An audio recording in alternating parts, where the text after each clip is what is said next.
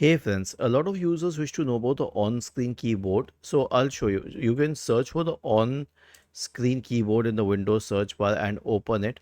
An even easier method is to press Windows plus Control plus O, which is the shortcut. Windows plus Control plus O.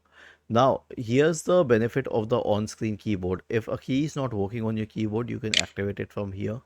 Or it works as an accessibility feature, or it will allow you to use keys which do not even exist in your keyboards. For example, the scroll lock.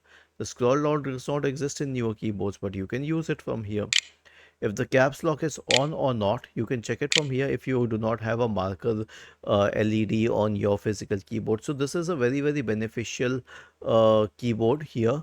And just in case your keyboard is disabled or it is not working, you can use this one. Was this helpful? If yes, then please subscribe to the channel. If not, then let us know in the comment section of the video on how we could help you further. Thank you for watching this video and have a nice day.